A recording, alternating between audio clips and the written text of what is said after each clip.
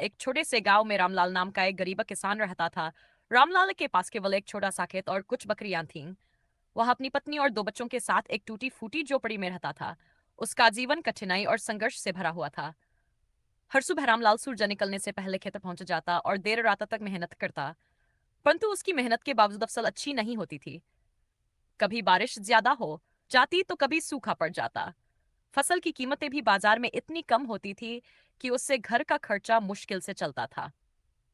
एक दिन गांव के एक बड़े जमींदार ने रामलाल से कहा, तुम्हारा खेत तो छोटा है, इसे बेच दो और मेरे यहाँ मजदूरी करो, तुम्हें हर महीने पैसे मिलेंगे।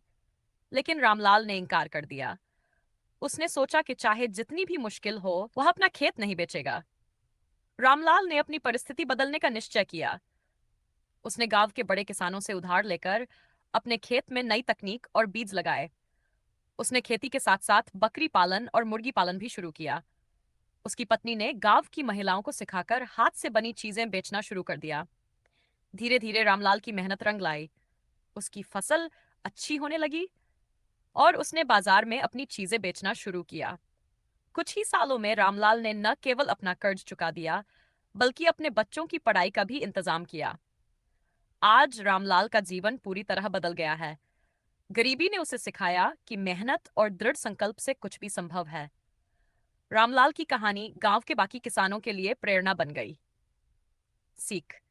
कठिनाई चाहे कितनी भी बड़ी क्यों न हो, यदि हम सच्ची मेहनत और लगन से काम करें तो सफलता अवश्य मिलती है।